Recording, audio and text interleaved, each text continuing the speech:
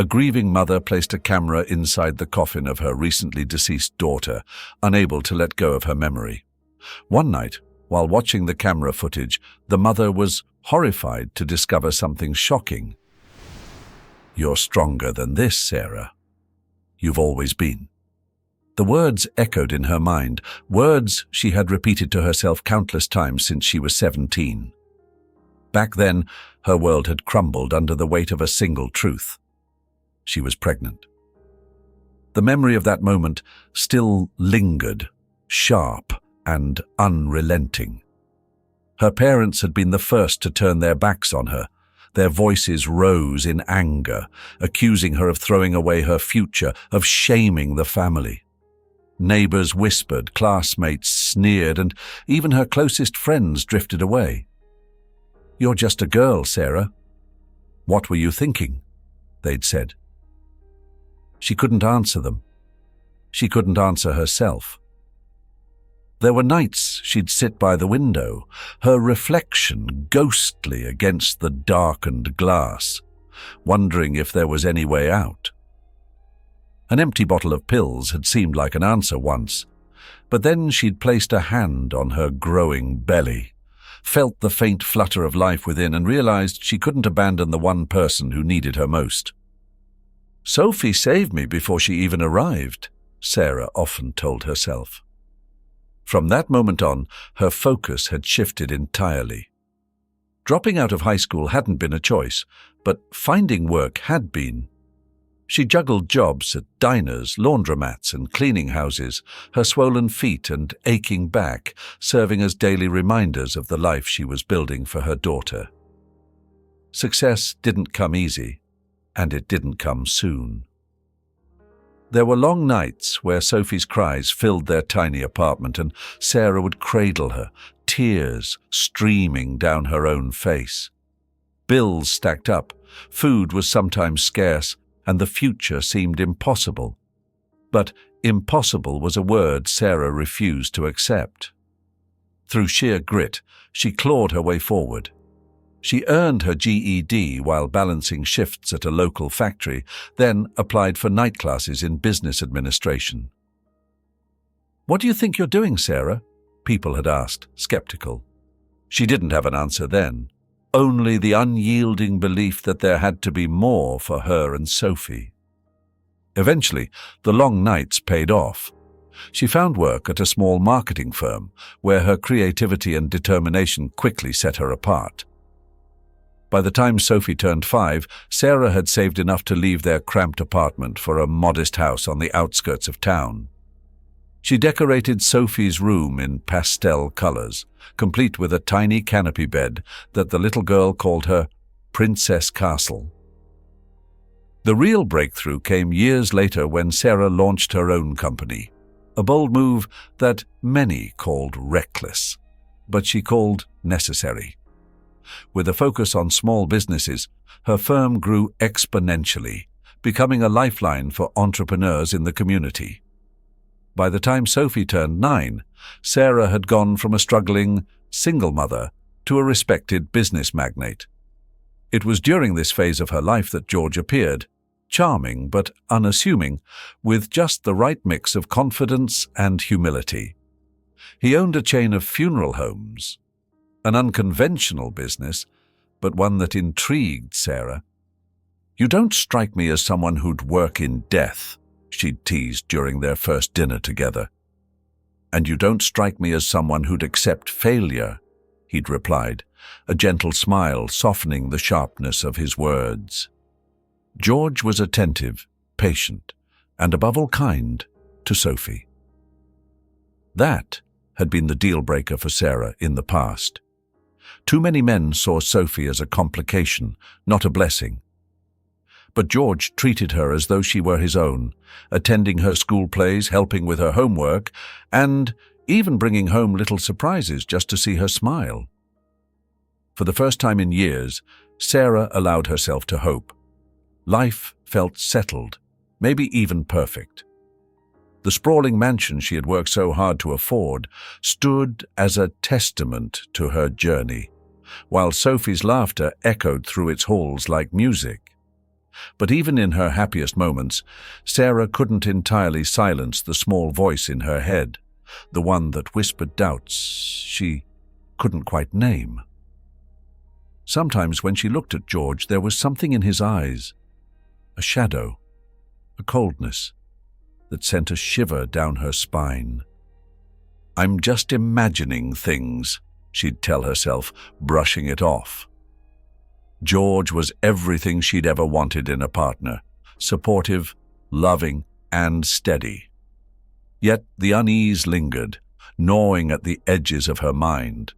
The sound hit Sarah before she even stepped through the front door, a muffled mix of sobs and sharp, biting words that sliced through the quiet afternoon like a knife. For a moment she froze, hand on the doorknob, her heart pounding in her chest. The voice was unmistakably George's, its usual calm veneer stripped away, replaced by an edge she had never heard before. "You think that's acceptable, huh? A D? You think life's gonna hand you everything because you're cute?" George's words cut through the sobs, followed by a loud thud, something hitting the table, perhaps. Sarah pushed the door open, her breath catching as she hurried into the house. "Sophie!" she called, her voice trembling. The scene in the living room stopped her cold. Sophie stood near the coffee table, her face red and blotchy, clutching her math workbook to her chest like a shield. George loomed over her, his face twisted in frustration, one hand clenched into a fist resting on the back of the couch. "George," Sarah said sharply, stepping forward. "What the hell is going on here?" George turned, startled. His expression softened immediately, his clenched hand relaxing as he took a step back. "Sarah, it's not what it looks like," he started, but the sharpness in his tone hadn't completely faded. "Not what it looks like?" Sarah shot back, her voice rising. She crossed the room in 3 strides and knelt in front of Sophie, pulling her into her arms. "Sweetheart, are you okay?" Sophie nodded into Sarah's shoulder, but the tears that soaked through Sarah's blouse told a different story. "Why were you yelling at her?" Sarah demanded, glaring up at George as she smoothed Sophie's hair. "She's 9 years old, George. 9. "She needs to learn," George said, his tone defensive but quieter now. "She failed her English test. You know how competitive schools are these days. If she doesn't start shaping up now, it's only going to get harder for her later." "By yelling at her?" Sarah shot back. "By scaring her?" George sighed, rubbing his face with one hand. "Look, I didn't mean to scare her. I want the best for her, Sarah. For both of you. You know that." Something about the way he said it made Sarah's stomach tighten. There was no trace of apology in his voice, just a thinly veiled frustration. And yet, the way his eyes darted to Sophie, softening ever so slightly, made her hesitate. "Sophie," Sarah said gently, stroking her daughter's hair. "Why don't you go to your room for a bit, okay? I'll be up to check on you soon." The little girl hesitated, her wide eyes darting between her mother and George, but Sarah's reassuring nod sent her scampering up the stairs. When the sound of Sophie's door closing reached her ears, Sarah stood, crossing her arms as she faced George. "That's not how we parent, George." "I wasn't trying to parent Sarah," George said, his voice low. "I was trying to help. You think I enjoy raising my voice? She's smart, but she's lazy. She needs a push. I don't want her making the same mistakes I did." "What mistakes?" Sarah asked, her tone softer but her guard still up. George looked away, his jaw tight. "It doesn't matter," he said after a pause. He stepped closer, his hand reaching for hers. "Listen, I'm sorry, okay? I got carried away. I swear, it won't happen again." Sarah hesitated, her eyes searching his face. For a moment, she saw the man she had fallen in love with, the kind, supportive partner who had been her rock through so many storms. But then his eyes flickered, just for a second, and the shadow she'd noticed before crept in again, chilling her resolve. "You're right," he said, squeezing her hand. "We made a commitment to raise her together, and I shouldn't have let my temper get the best of me. I'll do better, I promise." Sarah nodded slowly, but as he pulled her into a hug, she couldn't shake the unease curling in her gut. The call came just as Sarah was wrapping up a meeting at her office. Her phone buzzed insistently on the desk, and she frowned when she saw George's name on the screen. He never called her during work hours unless it was something important. "George, what's wrong?" She answered, her voice tight with concern. "Sarah, it's Sophie," George said, his voice frantic, almost unrecognizable. "She's not breathing right. It's her heart. I think something's really wrong. You need to get to the hospital. Now." Sarah didn't think. She didn't question. She grabbed her keys and ran for the door, leaving papers and colleagues behind in her wake. The drive to the hospital was a blur. Red lights, honking horns, her own shallow breathing filling the silence of the car. Her hands were shaking when she parked, nearly dropping her keys as she scrambled out. She rushed through the automatic doors, past the sterile white walls and the faint medicinal smell that clung to every hospital she'd ever been in. When she found George in the waiting area, he was slumped in one of the chairs, his head in his hands. "George!" she called out, her voice cracking. "Where's Sophie? Is she okay?" He looked up, and the anguish on his face was enough to knock the air out of her lungs. Tears streaked his cheeks, and his shoulders trembled as he stood to meet her. "Sarah." His voice broke. He took a step forward and gently placed his hands on her arms. "I'm so sorry. She didn't make it." Her heart stopped. They tried everything, but no. The word came out sharp, almost violent as Sarah pulled away from him. "No, no, no, that's not possible. She was fine this morning. She was fine." George tried to reach for her again, but Sarah staggered back, her mind refusing to grasp the finality of his words. She stumbled toward the hallway where George had come from, desperate to find Sophie, to prove him wrong. A nurse stopped her, her expression a mix of sympathy and professionalism. "Mrs. Walker, I'm so sorry for your loss. Your husband—" "He's not my husband," Sarah snapped, her voice rising. "Where's my daughter?" The nurse hesitated, then gestured toward a private room down the hall. Sarah didn't wait for more. She pushed past the nurse, her chest heaving, and entered the room. Sophie was there. Her tiny body lay on the hospital bed, still and pale, her favorite pink sweater bunched slightly at the collar. Sarah approached on trembling legs, her knees threatening to give way beneath her.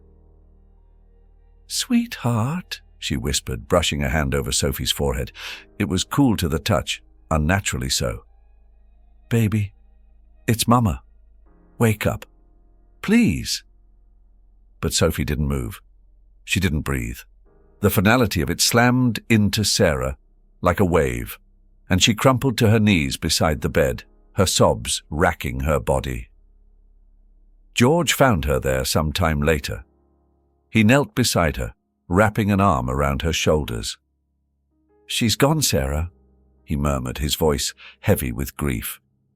"I'm so sorry. I don't know what happened. She said her chest hurt, and then she just collapsed."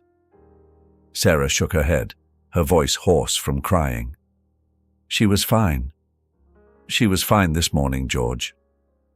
How could this happen?" "I don't know," he said, his voice barely above a whisper. "The doctor said it could have been something undiagnosed, something none of us could have seen coming.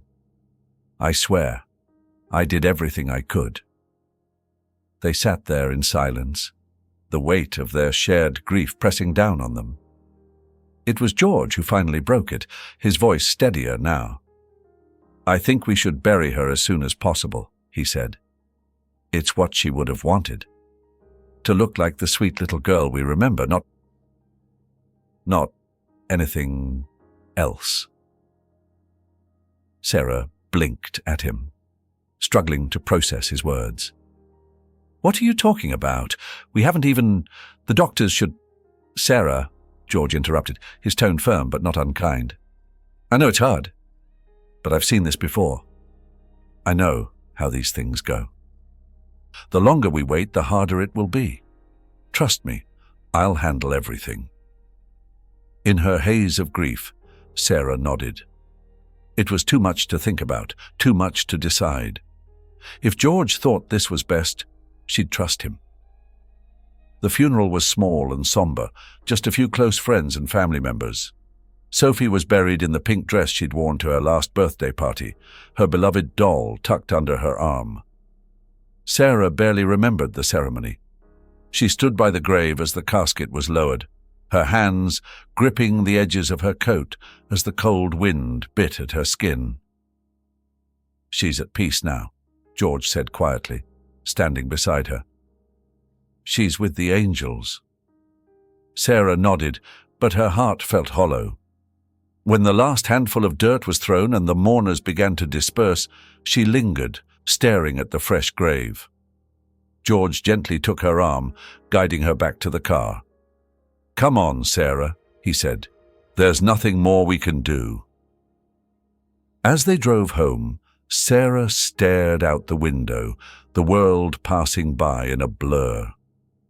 In the pit of her stomach, a gnawing unease began to stir. She told herself it was grief, the natural pain of losing a child. The house was impossibly quiet that night, the kind of quiet that presses on your chest, making every sound, every creak of a floorboard, every hum of the refrigerator feel like a scream. Sarah sat on the edge of Sophie's bed, the little room frozen in time. The stuffed animals were still arranged in their usual spots, her favorite books stacked neatly on the nightstand. She hadn't turned the light on. The dim glow from the hallway stretched into the room, casting long shadows on the walls. Her hands shook as she picked up the doll, the one Sophie had adored.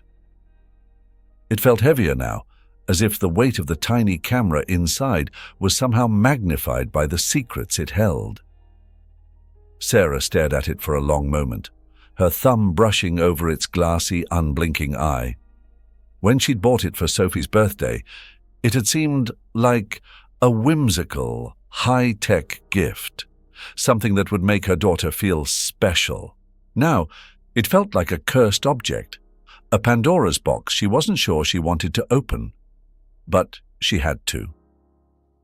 With trembling fingers, she connected the camera to her laptop. The file directory popped up almost immediately, and there it was, a list of timestamps, each one representing a moment captured by the doll. Sarah hesitated, her heart pounding in her chest, before clicking on the most recent file. The screen flickered to life. At first, the image was distorted, shadows dancing across the frame as the camera adjusted to the dim light. Then Sophie came into view. Sarah gasped, her hand flying to her mouth. Sophie was alive. Her sweet, terrified face filled the screen, tears streaking her cheeks as she clutched the doll to her chest. She was whispering something, but the audio was faint, muffled by the fabric around the camera. Then she screamed, an awful, gut-wrenching sound that made Sarah's blood run cold. The video was shaking now, the image spinning wildly as Sophie tried to move. The camera must have been dislodged because suddenly there was nothing but darkness. But the sounds kept going, the ragged, desperate sobs of a little girl, trapped and terrified. "Oh my God," Sarah whispered, her voice trembling. She frantically clicked through the next few files, her stomach churning as the story unfolded in fragmented, nightmarish clips. Sophie's cries grew weaker with each video, her attempts to escape more desperate but futile. The last file was the worst. It ended with a long, heart-wrenching silence, broken only by the faint sound of Sophie murmuring, "Mommy, please." Sarah slammed the laptop shut, her breath coming in gasps. Her heart felt like it might explode, the weight of what she'd seen suffocating her. "She's alive," she said aloud, her voice shaking. She was alive. Her mind raced, piecing together the horror of what had happened. George. He'd insisted on burying Sophie quickly, hadn't he? Claimed it was best for everyone. Had he known? She couldn't think about that now. Sarah jumped to her feet, grabbing her phone. Her fingers fumbled as she dialed 911, her voice cracking as she begged the dispatcher to send help to the cemetery. "She's alive," she repeated, this time to the woman on the other end of the line. "My daughter? She's alive. You have to help me." The dispatcher's voice was calm, professional, but Sarah barely heard her. She was already moving, grabbing her car keys and rushing out the door. The drive to the cemetery was a blur. Sarah gripped the steering wheel so tightly her knuckles turned white, her eyes darting between the road and the clock on the dashboard. It was well past midnight, the streets empty and eerily quiet. "Please, God," she whispered, her voice breaking. "Please, let her be okay. Please." Her mind kept replaying the images from the video. Sophie's face, her cries, the way her tiny hands had clawed at the edges of the coffin.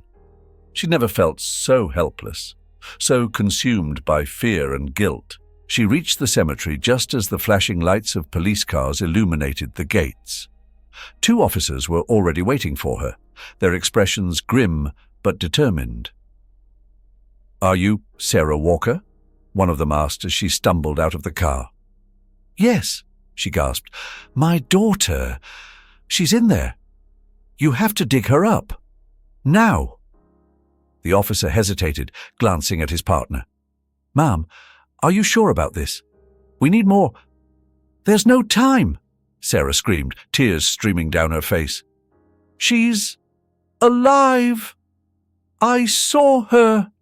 I saw her on the camera." Her desperation must have convinced them because moments later they were pulling shovels from their patrol car. Sarah stood at the edge of Sophie's grave, her fists clenched as they worked. Each scrape of the shovel against the dirt sent her heart racing. The officers moved quickly, the sound of shovels striking dirt breaking the stillness of the night. Sarah's entire body trembled, her hands clutching the edge of the grave as she watched the soil give way. Her breath caught each time the shovels sank deeper, revealing the smooth surface of the coffin beneath. "Almost there," one of the officers grunted, his voice low but steady. Sarah nodded, though she wasn't sure he was speaking to her. Her focus was fixed entirely on the casket, now visible through the thinning layer of dirt. She could barely breathe. When the final clump of earth was cleared, the officer closest to the coffin wiped his forehead and glanced up at her. "Ma'am, we're going to open it now. Stay back." "No." Sarah's voice was firm despite her shaking hands. "I'm not stepping back. Just open it." The officer exchanged a glance with his partner but said nothing more. He knelt and worked the crowbar into the seal. Each creak of the wood sent a new wave of dread through Sarah, her nails digging into her palms. The lid finally gave way with a groan, and Sarah fell to her knees as it was lifted open. Inside lay Sophie, her tiny frame so still it looked unreal. Her skin was pale, her lips barely parted, but there, barely perceptible. Her chest rose and fell in shallow, labored breaths. In her arms she clutched the doll Sarah had given her, its glossy eye reflecting the faint glow of the officer's flashlights. "Sophie," Sarah cried, reaching into the coffin. She gathered her daughter into her arms, pulling her close despite the stiffness of her small body. Tears streamed down Sarah's face as she rocked back and forth, murmuring, "Oh, my baby, my sweet girl. I'm here. Mama's here." "Get the medics over here now!" one of the officers barked into his radio. Within moments, the flashing lights of an ambulance illuminated the graveyard. Paramedics rushed forward, gently prying Sophie from Sarah's arms despite her protests. "She's alive," Sarah pleaded, her voice cracking. "You have to save her. You have to—" "We've got her, ma'am," one of the medics said, his tone calm but firm. "Let us do our job." Sarah stumbled to her feet, trailing behind as they carried Sophie to the waiting stretcher. She refused to take her eyes off her daughter, her mind racing with gratitude and terror. At the hospital, time became a blur. Nurses and doctors swarmed around Sophie, their voices a mix of calm instructions and urgent commands. Sarah sat in the hallway just outside the room, her hands gripping her knees as she stared at the floor. When the door finally opened, a nurse approached, her expression cautious but kind. "She's stable," the nurse said softly. "Your daughter is a fighter. You got her here just in time." Sarah's head dropped and a sob tore from her chest. "Can I see her?" she asked, her voice hoarse. The nurse nodded. "She's still weak, but yes. Go ahead." Inside the room, Sophie lay propped up on a hospital bed, her face pale but peaceful. Her eyes fluttered open as Sarah approached, and a weak smile curved her lips. "Mommy?" Sophie whispered, her voice barely audible. "I'm here, baby," Sarah said, sitting beside her and taking her hand. "I'm here." Sophie's tiny fingers clung to Sarah's as tears welled in her eyes. "I was so scared, Mommy.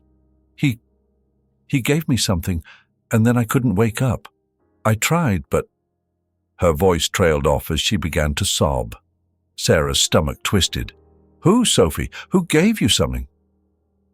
"George," Sophie whispered, her words shaky but clear.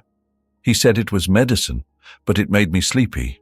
I didn't mean to—" She trailed off, her eyes fluttering closed again as exhaustion overtook her. Sarah sat, frozen, her mind reeling. The room seemed to tilt, the walls pressing in as her daughter's words echoed in her head. George. It was him. The man she had trusted, the man who had promised to love and protect her family, had done this. Her love for George crumbled in an instant, replaced by a searing, unrelenting rage. How could he? How could he look her in the eye, hold her hand at Sophie's funeral, and act like he hadn't buried their daughter alive? Tears of anger and despair burned her cheeks as she stroked Sophie's hair. "You're safe now," she whispered. "I won't let him hurt you again. I promise." Sarah sat in the dim light of her living room, the laptop perched on her knees. The house was silent except for the faint hum of the refrigerator in the kitchen. Her finger hovered over the touchpad, dread curling in her stomach. She had seen enough of the footage to know George wasn't the man she thought he was, but something compelled her to watch the rest. She clicked on the next file. The screen flickered, and there he was, George, sitting beside Sophie. His voice was low and eerily calm. "This is just medicine, sweetheart. It'll help you sleep, okay?" Sophie's little voice trembled. "But I don't feel sick." "You're not," George said, brushing her hair back gently, almost tenderly. "But Mommy's been so tired lately. This is for her, so she can rest and not worry so much. You want to help Mommy, don't you?" Sarah's stomach turned, bile rising in her throat. She watched in horror as George poured a small vial of liquid into a glass and held it out to Sophie. "Drink it all, honey," he urged. "Good girl." The video shifted as Sophie took the glass. For a moment, the camera tilted, capturing George's face in sharp, cold detail. There was no warmth, no affection, only a calculating expression, as if he were checking off a task on a list. Sarah paused the video, her chest heaving. She couldn't bring herself to press play again, but she didn't have to. The truth was there, glaring at her from the screen. George had planned this. He had manipulated Sophie, poisoned her, and buried her alive. And for what? She forced herself to continue watching. The next clip was even worse. George stood alone in Sophie's room, holding the doll Sarah had bought for her. He spoke aloud, as if rehearsing. "She's gone now, Sarah. It's just us. No distractions. No one to come between us." His voice cracked, not with grief, but something else. Desperation. "You'll see. This is for the best." The video ended, and Sarah slammed the laptop shut, her breath coming in shallow gasps. She felt like the walls of the room were closing in on her. Her hands were steady as she dialed the police. "I need to report a crime," she said, her voice cold and firm. "My fiancé tried to kill my daughter. No, he did try, and I have proof." The officer on the other end didn't ask many questions. Her tone left no room for doubt. Within minutes, a squad car was en route to her home. When George arrived later that evening, the police were already waiting. Sarah stood in the doorway, her arms crossed, her face a mask of controlled fury. "Sarah, what's going on?" George asked, his brow furrowing as he noticed the officers behind her. "You know exactly what's going on," she said, her voice like ice. The officers stepped forward. "George Stanton, you're under arrest for attempted murder and child endangerment. Turn around and put your hands behind your back." George's face went pale, but he didn't fight. He turned slowly, offering his wrists without resistance. As the cuffs clicked into place, he looked over his shoulder at Sarah. "I did it for you," he said softly, his tone almost tender. "Everything I did was for us." Sarah felt a surge of rage so intense it nearly knocked her off balance. "Don't you dare!" she spat. "Don't you dare act like this was love." "I love you," he said, his voice cracking as the officers began to lead him away. "I always have. I always will." She followed them to the car, watching as they placed him inside. For a moment, their eyes met through the window, and he smiled, a small, cold smile that sent a shiver down her spine. At the police station, Sarah sat across from George in a small interrogation room. The harsh, fluorescent lights buzzed above them, casting sharp shadows on his face. He didn't look scared or defeated. If anything, he seemed calm. "You owe me an explanation," she said, her voice low but steady. George leaned back in his chair, his cuffs clinking against the metal table. "An explanation?" he echoed. "It's simple, Sarah. I love you. I've always loved you. But you were slipping away. Sophie. She was a distraction. You gave her everything, and there was nothing left for me." "She's my daughter," Sarah hissed, leaning forward. "And you buried her alive. Do you even hear yourself?" George's face twisted, his calm demeanor fracturing for the first time. "I did it for us," he snapped. "You don't understand. No one ever does. Everything I've done, every choice I've made, was for you, for our future." Sarah stared at him, a cold, nauseating realization settling over her. "You're sick," she said finally, "and I hope they lock you away for the rest of your life." He laughed, a low, hollow sound. "You'll see," he said, his voice dropping to a whisper. "One day, you'll understand." Sarah stood abruptly, her chair scraping against the floor. She didn't look back as she left the room, the sound of George's laughter echoing behind her. Outside the station, the night was cold and still. Sarah wrapped her coat tighter around herself, her breath visible in the air. For the first time in days, she felt a strange, hollow sense of relief. George was gone. Sophie was safe. But as she looked up at the stars, she knew the road ahead wouldn't be easy. The man she had trusted, the man she had loved, had nearly destroyed everything she held dear. In the days that followed, Sarah's world moved in slow motion. Each step forward felt heavy, like dragging herself through thick mud. But Sophie was alive, and that was enough to keep her going. Every morning Sarah would sit by Sophie's bedside, her daughter still fragile and quiet after the ordeal. Sophie's pale face had started to regain some color, but her wide eyes told a different story, one of fear and confusion that no child should ever have to carry. "Good morning, sweetheart," Sarah whispered one day, brushing a strand of hair from Sophie's face. "Did you sleep okay?" Sophie nodded but didn't say anything, her fingers clutching the corner of the blanket. Sarah's heart ached at the sight. She wanted to fix everything, to erase the memories of what had happened, but she knew it wasn't that simple. That afternoon, Sarah made a call. The therapist's office was a small, cozy space, filled with soft light and shelves lined with books and toys meant to make children feel at ease. Sophie sat in a chair, her doll perched on her lap, as the therapist spoke in a gentle, soothing voice.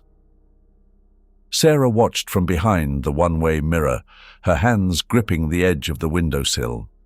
Every fiber of her being wanted to burst into the room and hold Sophie tight. But she knew this was part of the process. Later, as they drove home, Sophie finally spoke. "Mummy," she said, her voice small but steady. "Is it okay to feel scared?" Sarah glanced at her in the rearview mirror, her chest tightening.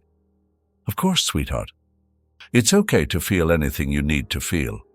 And I'm here for you, no matter what." For the first time in weeks, Sophie smiled, a tiny, tentative smile that made Sarah's heart swell. The decision to leave the house had been both painful and necessary. As Sarah packed their belongings, every corner of the home seemed to whisper with memories, some beautiful, others haunting. She stood in the living room one evening, a box of photo frames in her hands. One frame caught her eye, a picture of her, Sophie, and George from a holiday picnic. They were smiling, Sophie perched on George's shoulders, her arms stretched wide like an airplane. Sarah stared at it for a long moment before slipping the photo out of the frame. She placed it in the box, but instead of sealing it shut, she tucked it away at the very bottom. Some memories, she thought, needed to be buried. The new house was smaller but warmer, nestled on a quiet street with a yard where Sophie could play. Sarah had chosen it carefully, ensuring it was far enough from their old life, but close enough to Sophie's school and friends. The first night there, Sarah tucked Sophie into bed and lingered by the doorway. "Do you like it here?" she asked softly. Sophie nodded, her eyes scanning the room. "It feels safe." Sarah's throat tightened as she smiled. "Good. That's all I want." In the weeks that followed, Sarah threw herself into creating a life where Sophie could heal and thrive. Therapy sessions became a regular part of their routine, and Sarah made sure to fill their days with small joys, baking cookies, planting flowers in the garden, and reading bedtime stories together. But the nights were still hard. Sarah often found herself lying awake, her mind replaying every moment, every sign she had missed. The guilt was a constant weight on her chest. One night, she sat at the kitchen table, a cup of tea growing cold in front of her. She reached for her journal, a habit she had picked up in therapy, and began to write. I failed her. I let him into our lives, and I didn't see what he was capable of. But I have to do better. For Sophie. For myself. The words came slowly at first, then faster, pouring out of her like a flood. By the time she finished, the tea was stone cold, but her heart felt a little lighter. Over time, Sarah noticed a change in Sophie. Her laughter, once hesitant and fleeting, began to ring out more often. She started bringing home drawings from school, bright, colorful pictures that Sarah proudly displayed on the fridge. One evening, as they were painting in the living room, Sophie looked up and said, "Mummy, can we paint something for the new house?" Sarah smiled. "What do you want to paint?" "Something happy," Sophie said thoughtfully. "Like sunshine." Tears pricked Sarah's eyes, but she blinked them away. "That sounds perfect, sweetheart." They spent the rest of the evening creating a bright, cheerful mural together, a reminder that even after the darkest storms, there was still light. The story of Sarah and Sophie is a gripping journey of resilience, love, and redemption. It captivates not just through its dramatic twists and heart-pounding suspense, but through its profound exploration of human emotions and the unbreakable bond between a mother and her child. Sarah's transformation from a trusting partner to a fierce protector highlights the incredible strength that emerges in the face of betrayal and danger. Her unwavering determination to save Sophie and rebuild their lives is both heartbreaking and inspiring. Despite her grief and guilt, Sarah finds the courage to confront the person she once loved, unraveling his sinister motives and ensuring he can no longer harm them. Sophie's journey is equally moving. As a child, she faces unimaginable trauma, yet her quiet strength and innocence serve as a beacon of hope. Her willingness to heal, to trust her mother again, and to rediscover joy in small moments reflects the resilience of the human spirit, even in its youngest form. The story reminds us of the profound depths of maternal love and the lengths a parent will go to protect their child. It also sheds light on the importance of forgiveness, not for those who have wronged us, but for ourselves. Sarah's ability to forgive her own perceived failures and channel her energy into creating a safe, nurturing environment for Sophie is a testament to the healing power of love and self-compassion. Ultimately, the narrative teaches us that, even in the darkest times, there is hope for renewal.